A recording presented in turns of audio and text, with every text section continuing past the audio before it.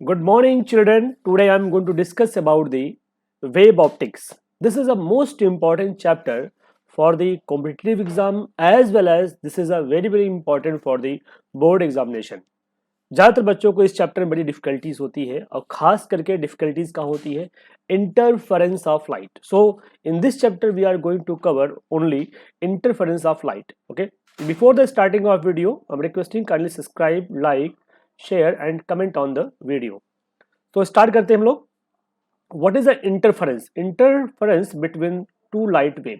Okay, basically interference होता क्या है? When two light waves travelling in a particular direction, when two light waves travel in particular direction, due to their superposition, somewhere intensity is maximum and somewhere is intensity is minimum.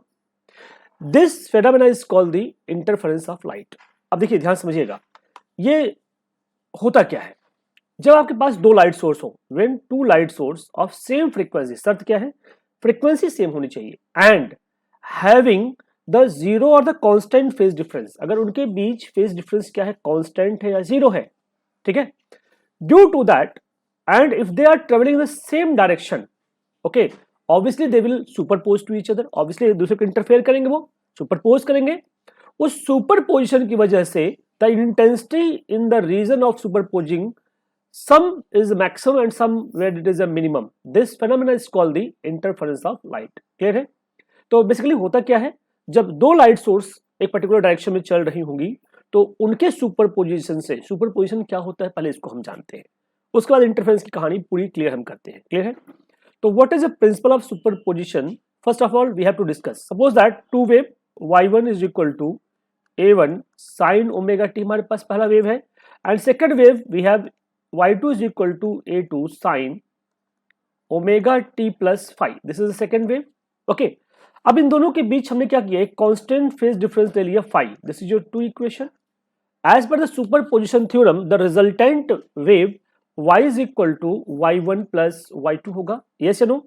y1 is equal to a1 sine omega t and y2 is equal to आपका क्या है? a2 sine omega t plus five. This is your y2. अब इसको simplify करते हम लोग. a1 sine omega t plus a2 sin omega t plus phi. You can write sin omega t cos phi plus cos omega t into sin phi. Clear है? Simplify करते हैं इसको हम. You can write y is equal to a1 sin omega t plus a2 sin omega t cos phi plus a2 cos omega T into sine pi. Yes या no? अब एक काम करते हैं हम लोग, यहाँ पे a1 साइन ओमेगा टी है और here there is a2 sine omega t cos phi. तो इन दोनों में से हम क्या करते हैं? साइन को कॉमन लेते हैं. तो a1 plus a2 cos phi into sine omega t. This is your plus यहाँ पे a2 कॉस ओमेगा टी है, साइन फाई है, तो हम a2 साइन फाई को इधर रखते हैं इंटू कॉस ओमेगा टी. तो रिजल्टेंट अगर हम इस पूरे को मान लें, this is your R cos theta, your sine omega t, and this whole thing if you assume that is your R sine theta cos omega t, तो you can write the resultant value R is equal to sine omega t plus theta. This is okay. This is your resultant value, resultant amplitude y is equal to r sin omega t plus theta. This is called the resultant equation of wave for these two waves which is moving in the same direction with the constant phase difference, constant phase gap. अब ये constant phase gap से move कर रहे हैं तो उन दोनों का resultant है. अब पॉइंट आता है कि resultant कहाँ मैक्सिमम हो कहाँ मिनिमम होगा, ये डिसाइड कौन करेगा? ये r डिसाइड करेगा.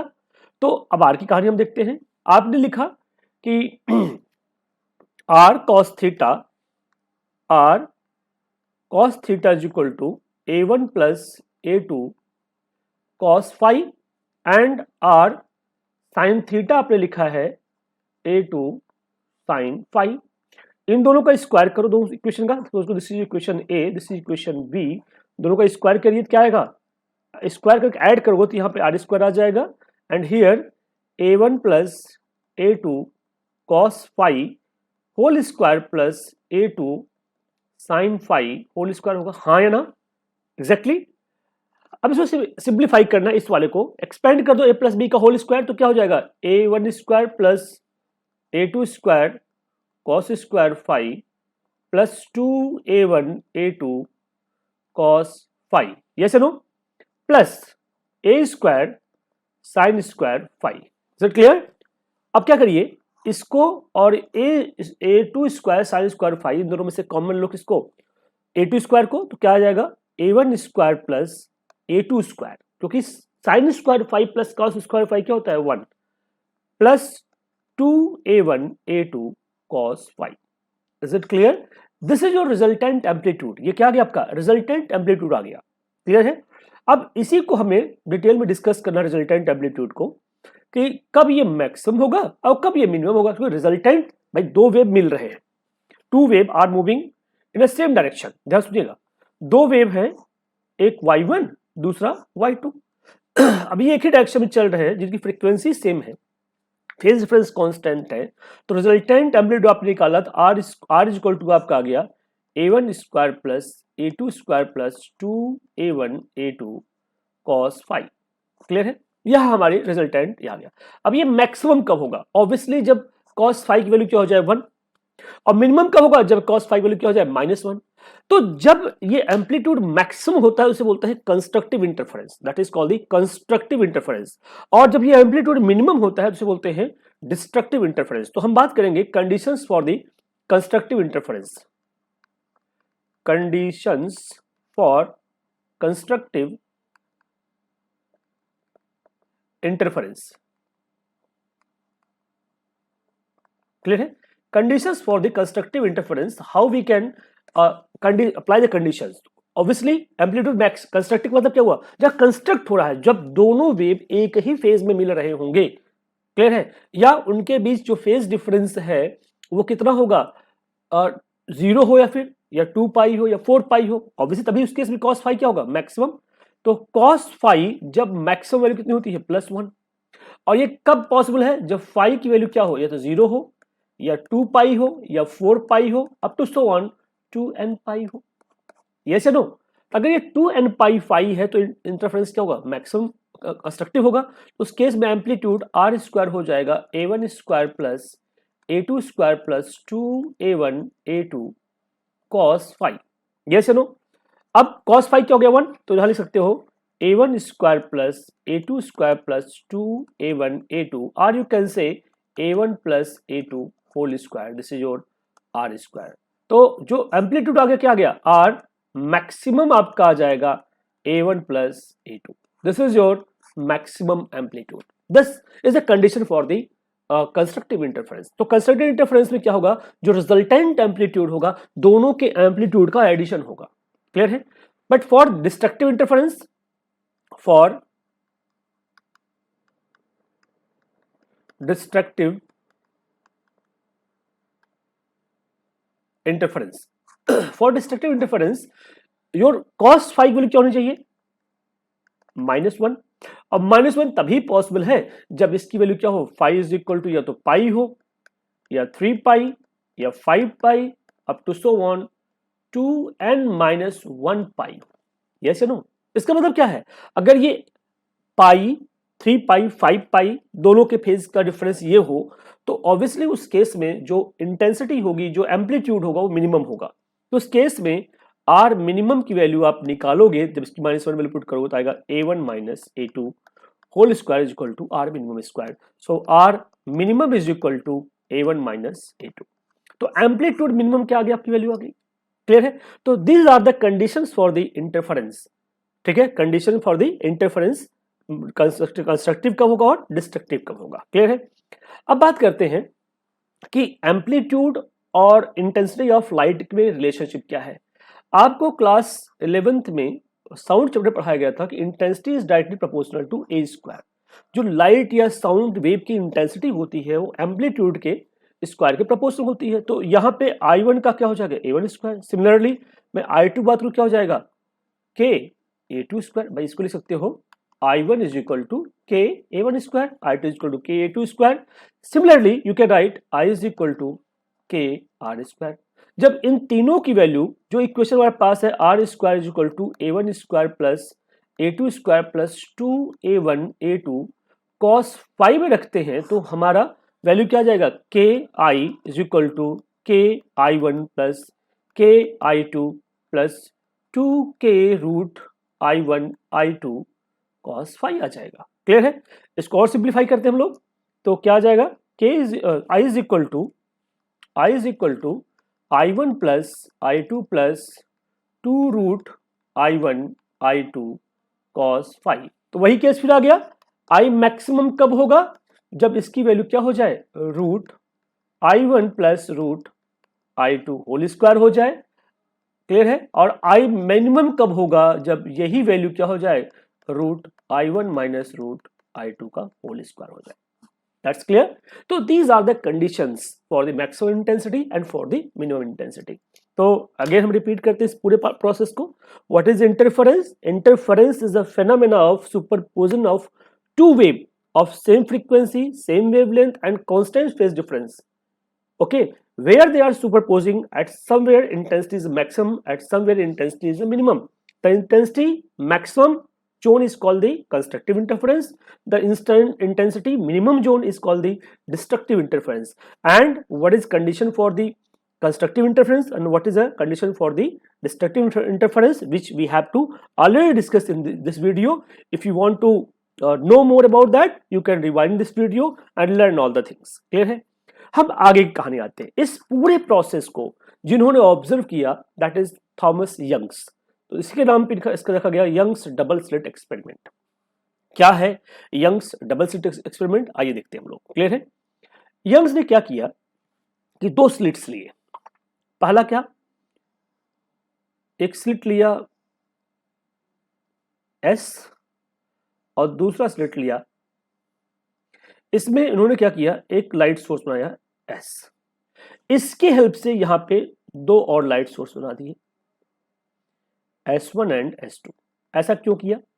क्योंकि इन्होंने कहा कि लाइट, अगर दो light same wavelength same frequency की अगर ट्रेवल करेंगी तभी इंटरफेरेंस होगा, और सेम फ्रीक्वेंसी की light same wavelength constant phase difference की लाइट तभी हो सकती है जब दो लाइट सोर्स किसी एक लाइट सोर्स से निकल बढ़ रही हो। तो उन्होंने क्या किया, एक एस की हेल्प से दो एस को बनाया। क्लियर है? दो सोर्स को बनाया और एक स्क्रीन यहां रखा, उस स्क्रीन पे ऑब्जर्वेशन किया और देखा कि कहीं यहां पे देखिए, ध्यान से ये रेड को मैं ब्राइट अगर बता दूं, ये ब्राइट फ्रिंजेस बन रहे थे अल्टरनेटली। क्लियर है? और कहीं कहीं उन्होंने क्या देखा, डार्क फ्रिंजेस बन रहे हैं ऐसे बीच बीच में। ठीक है? ये लाइट ब्राइट और डार्क, ब्राइट डार्क अल्टरनेटली क्या हुआ, एक स्क्रीन पे शो हुआ, जिसका इन्होंने नाम दिया इंटरफेरेंस। इस पूरी कहानी को यंग्स ने इसको समझाया थ्योरेटिकली। क्या समझाया, ध्यान से देखिएगा। Suppose that this is a source S and this is source S1 and S2 which is originated from the S, और ये इन्होंने एक स्क्रीन लिया, यहां पे डिस्टेंस d रखा स्क्रीन को, और ये डिस्टेंस अगर स्मॉल d है। क्लियर है? तो इंटरफेरेंस ऑब्वियसली जब दो वेव मिलेंगे तो सपोज करिए वो वेव यहां कहीं मिल रहे हैं, इस पॉइंट पे दोनों वेव मिल रहे हैं, दिस पॉइंट इज P। तो उस केस में अगर ये डिस्प्लेसमेंट जो पोजीशन है फ्रिंज का सेंटर से, अगर वो x डिस्टेंस पे है तो इस x की वैल्यू हम कैसे कैलकुलेट करेंगे और इसका पाथ डिफरेंस क्या होगा दोनों वेव का। अगर हमने एज्यूम किया कि इस तरह का कंडीशन हमने लिया तो पाथ डिफरेंस होता है S2P माइनस S1P। भाई दोनों के पाथ के बीच का डिफरेंस क्या होता है, path difference. This is called the path difference. Clear है? अब हम बात करते हैं S2P होगा क्या। अब S2P तो हमारा ये लाइन है, आप देख रहे हो S2P। ठीक है? S2P स्क्वायर इक्वल टू होगा, ये x है और ये आपका d/2 है, यस या no.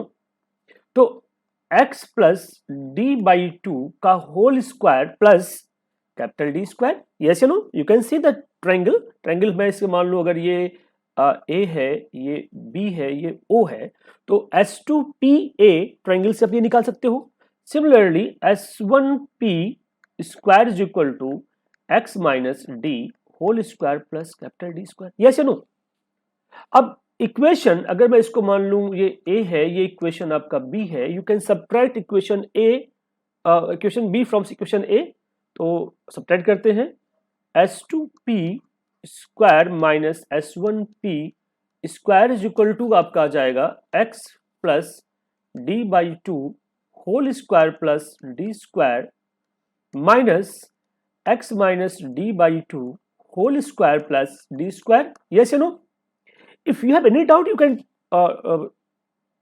write the comment, definitely I will repeat, I will explain again these things, clear है। इसको ऐसे लिख सकते हो s2p plus s1p minus s1p is equal to, जब इसको पूरे को सिंप्लीफाई करोगे, आप सिंप्लीफाई करने के बाद देखना तो ये आपका आएगा 2x इंटू स्मॉल डी आएगा, क्योंकि कैपिटल डी कैंसिल आउट हो जाएंगे सब्ट्रैक्शन के बाद, तो ये वैल्यू आएगा, क्लियर है। This is your equation number 1। अब ध्यान सुनिएगा, इंटरफेरेंस जो पैटर्न उन्होंने ऑब्जर्व किया वो ये ऑब्जर्व किया कि जो स्मॉल डी है that is very very less than capital D. तो हम इस केस में कह सकते हैं कि s2p near about s1p, not exactly, ध्यान रखिएगा। तो ऐसे केसेस में and this is equal to capital D, s2p minus s2p and s1p लगभग इक्वल होंगे और कैपिटल डी के इक्वल है लगभग। उस केस में ये s2p प्लस s1p क्या हो जाएगा, d प्लस डी। लेकिन चूंकि लगभग इक्वल है तो इंटरफेरेंस जो डिफरेंसेस है वो भी काफी लोएस्ट वैल्यू होते हैं, इसलिए डिफरेंस को हम निगलेक्ट नहीं करेंगे। तो यहाँ पे s2p minus s1p as it is लिख देंगे, दिस योर 2xd। तो इस केस में s2p minus s1p is equal to आ गया xd by capital D. This is your path difference between ये कह सकते हो दो वेव के बीच का पाथ डिफरेंस को रिप्रेजेंट करता है, क्लियर है। अब इस पाथ डिफरेंस की जो वैल्यू होती है वेवलेंथ की फॉर्म में कैलकुलेट करना हो तो हम कैसे कैलकुलेट करेंगे, ध्यान से देखिएगा आप लोग प्लीज, ठीक है। It's very very important discussion, how we can calculate the path difference in the terms of wavelength, ठीक है। आपको पता है as you know, just wait,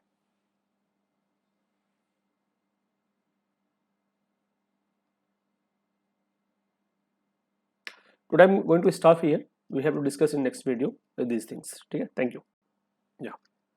so last time I was facing some technical issues in the PowerPoint presentation, so हमने वहाँ पे stop कर दिया था, उसी को हम आगे कंटिन्यू करते हैं। तो इससे पहले वीडियो में हमने क्या देखा था, s2p minus s1p is equal to xd upon capital D, clear है। ये हमारा क्या पाथ डिफरेंस, क्लियर है। तो for constructive interference, for constructive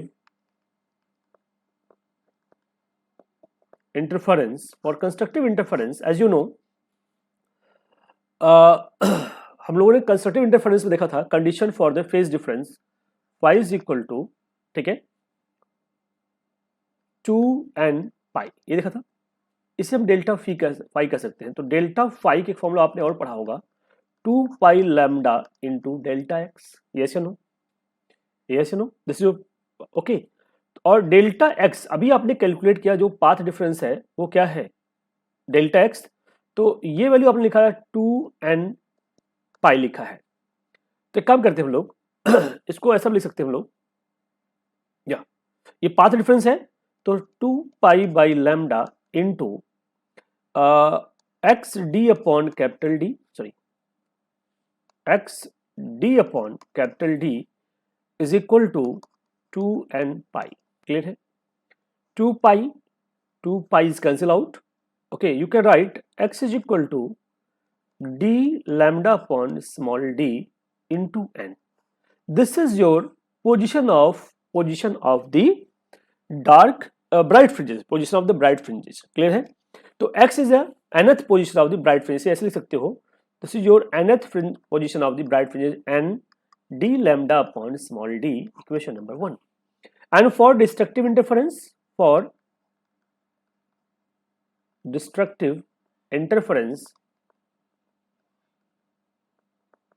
clear, for destructive interference as we know, in that case delta phi आपने लिखा था, ठीक है, क्या लिखा था, 2n plus 1 lambda by 2, yes या नो, या आप and this is equal to आपका क्या है, delta phi is equal to this one, और यही हमने लिख सकते हो 2 pi by lambda into delta X, और डेल्टा एक्स क्या है, X D upon capital D, yes या नो।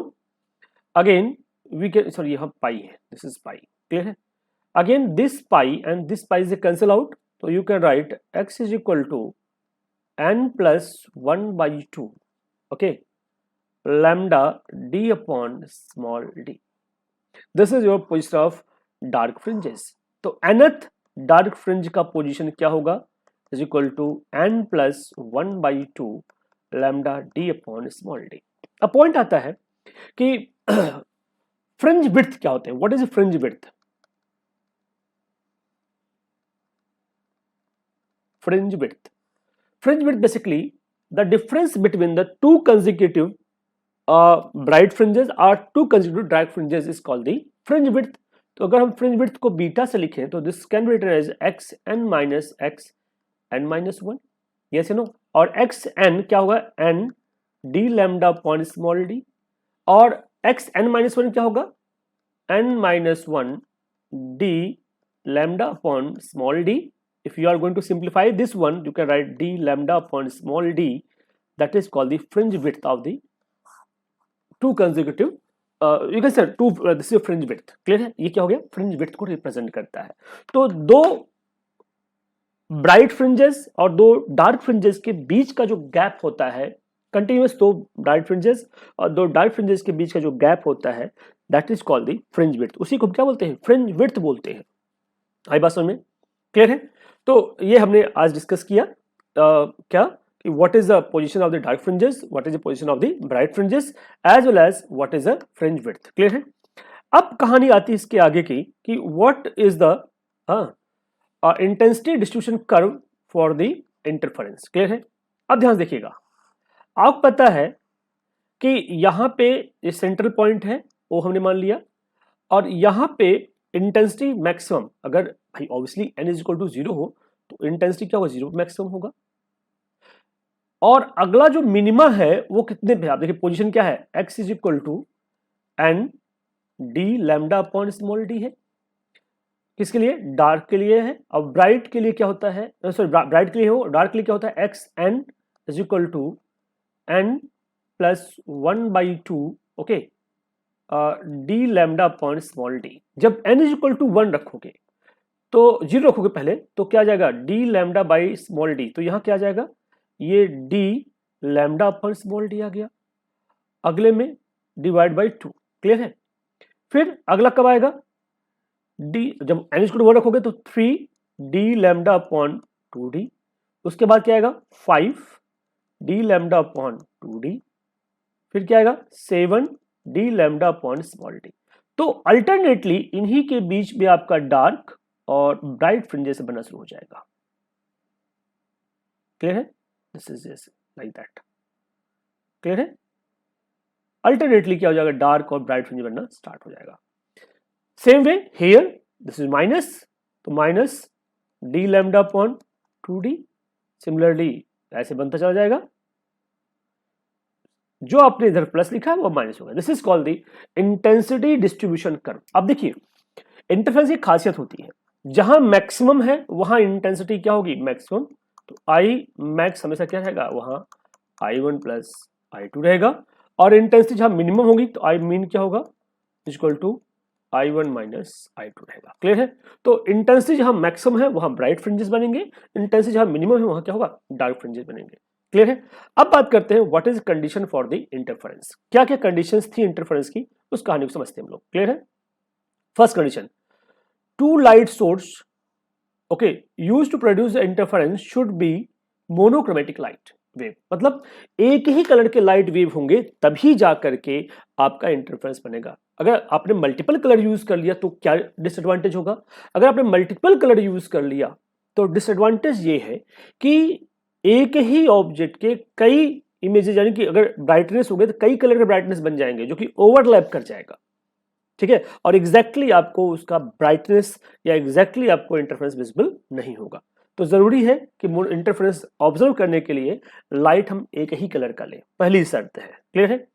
दूसरा, two light source should be coherent. Coherent का मतलब हुआ कि जो लाइट सोर्स है they must be the same frequency, they must be the same frequency. Light source अगर आपका y1 है उसकी फ्रीक्वेंसी और y2 है उसकी फ्रीक्वेंसी दोनों क्या होनी चाहिए? सेम होनी चाहिए। कांस्टेंट फेज डिफरेंस होना चाहिए या जीरो फेज डिफरेंस होना चाहिए, यानी कि जो दो वेव हमने लिया था y is equal to a1 sine omega t and y2 is equal to लिया था a2 sine omega t plus phi. तो ये फाइव वेरी नहीं करना चाहिए, और जो ओमेगा है ये ओमेगा ही रहे, क्योंकि ओमेगा इज इक्वल टू क्या होता है? 2πf। क्लियर है? तो ये फ्रीक्वेंसी वेरी नहीं करनी चाहिए इसकी, तब ही इंटरफेरेंस आप ऑब्जर्व कर सकते हो, otherwise you will not able to observe the interference. Clear है?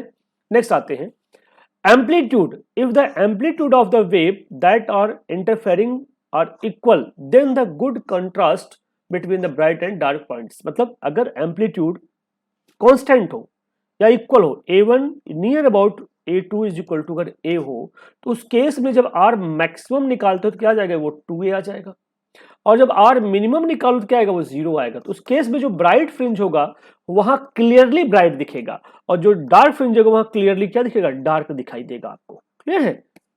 आई बात समझ में? तो इसका मतलब क्या है? अगर एम्पलीट्यूड सेम होगा, जब एनर्जी मैक्सिमम होनी है तो वहां मैक्सिमम एनर्जी शो करेगा, जब एनर्जी मिनिमम होनी है तो वहां जीरो एनर्जी शो करेगा। इससे क्या होगा? आपका इंटरफेरेंस क्लियरली विजिबल होगा। तो पहली शर्त क्या हमने देखा? लाइट क्या होनी चाहिए? मोनोक्रोमेटिक होनी चाहिए। दूसरी शर्त, हमारा लाइट का जो कोहेरेंट सोर्स होना चाहिए, और पाथ डिफरेंस क्या होना चाहिए? कांस्टेंट या जीरो होना चाहिए। तीसरा कंडीशन, the amplitude should be same due to which the interference will be clearly visible. जहां मैक्सिमम इंटेंसिटी होगी वहां ब्राइट फ्रिंजेस बनेंगे, जहां मिनिमम होगी वहां क्या हुआ? डार्क फ्रिंजेस बनेंगे। क्लियर है? तीसरा, नेक्स्ट फोर्थ आपका है the two light source should B narrow और द पॉइंट साइज। मतलब जो दो लाइट सोर्स हैं S1 और S2, इनके बीच का जो गैप है, ये d जो स्मॉल d आप लिखा था, ये काफी छोटा होना चाहिए कि 1 mm से लेकर के 3 mm के बीच वेरी करे, इससे ज्यादा नहीं। क्लियर है? तो this should be very narrow. अगर ऐसा नहीं हुआ तो लाइट सोर्सेज अगर ऐसा नहीं हुआ तो इंटरफेरेंस क्या करेंगे? ओवरलैप करना शुरू कर देंगे, और हमें क्लियरली स्क्रीन पे इंटरफेरेंस पैटर्न विजिबल नहीं होगा। क्लियर है?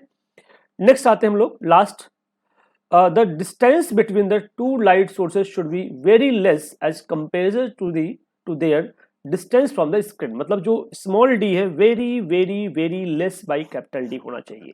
जो स्क्रीन का डिस्टेंस था, दो सोर्स जो आपने लिया है, ये कैपिटल डी हो स्क्रीन का डिस्टेंस, और ये स्मॉल डी है, तो ये स्मॉल डी काफी छोटा होना चाहिए, इट्स वेरी वेरी स्मॉल, तभी हम इंटरफेरेंस पैटर्न को देख सकते हैं, otherwise we can't see the interference pattern. Clear है? तो these are the discussion of the interference. ठीक है? क्या क्या हमने डिस्कस किया प्रीवियस वीडियो और इस वीडियो में? What is the interference, definition of interference, superposition theorem, conditions for the constructive interference, condition for the destructive interference, and then we had discussed about the interference maxima and minima condition discuss किया हम लोगों ने। Clear है? उसके बाद हमने discuss किया what is the condition for the sustainable interference. अब बात करते हैं comparison of the intensities of maxima and minima. ठीक है? आपको पता है आई मैक्सिमा होता है, क्लियर है, a1 plus a2 whole square, और आई मिनिमा आपका होता है a1 minus a2 whole square. Yes या नो? तो you can write I max upon I min is equal to a1 plus a2 whole square divide by a1 minus a2 whole square. Clear है? अगर मैं इसमें से a2 common ले लूं तो आ जाएगा, अगर मैं a2 को कॉमन ले लूं तो क्या आ जाएगा? I max upon I min is equal to आएगा, a2 हमने बाहर लिया तो a1 upon a2 whole square plus 1 का स्क्वायर डिवाइड बाई, यहां से हमने a2 स्क्वायर लिया कॉमन, हाँ ठीक है, a2 कॉमन लिया तो a2 रहेगा, तो क्या आ जाएगा? a1 minus a2, a1 upon a2 minus 1 whole square. इस a1 अपॉन a2 बोलते हैं एम्पलीट्यूड रेशियो, और a2 a2 कैंसिल आउट, बचे क्या? r plus 1 whole square divide by r minus 1 whole square. This is called the amplitude ratio, r max upon r I min की जो value है। तो this is a very very important formula for the numerical point of view. Clear है? अब बात करते हैं interference through the thin film. तो इस पार्ट को हम नेक्स्ट वीडियो में डिस्कस करेंगे। तो today I am going to stop here. You can like, subscribe and share my videos as much possible. Thank you everyone. Thank you so much.